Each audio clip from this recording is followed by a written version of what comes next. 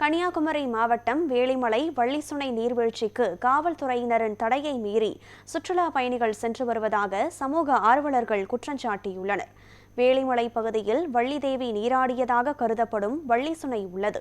அங்குள்ள பாறையில் விநாயகர், வேலவர் மற்றும் வள்ளி சிற்பங்கள் வடிவமைக்கப்பட்டுள்ளன. இந்த வள்ளி சுனையானது 2 பிரம்மாண்ட பாறைகள் இடையே 60 அடி உயரத்திலிருந்து தண்ணீர் கொட்டி அழகான நீர்வீழ்ச்சியாக காட்சியளிக்கிறது.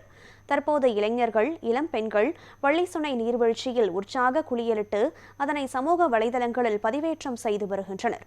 இதனால் சமூக வலைதளங்களில் வள்ளிசுனை நீர்வீழ்ச்சி வைரலாக பரவி காண்போரை வியப்படைய செய்கிறது.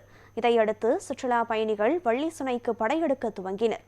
இந்நிலையில் நீர்வீழ்ச்சி பாதுகாப்பற்ற பகுதி என்பதாலும் அசம்பாவித சம்பவங்களை தவிர்க்கவும் சுற்றுலா பயணிகள் வள்ளிசுனை நீர்வீழ்ச்சிக்கு செல்ல தடை விதித்து காவல்துறையினர் உத்தரவு பிறப்பித்தனர். ஆனால் ரீல்ஸ் மோகத்தில் பலரும் எச்சரிக்கையை மீறி வள்ளிசுனைக்கு சென்று வருகின்றனர். இதனால் அசம்பாவித சம்பவங்கள் நடைபெறும் முன் காவல்துறையினர் நடவடிக்கை எடுக்க சமூக ஆர்வலர்கள் கோரிக்கை விடுத்துள்ளனர்.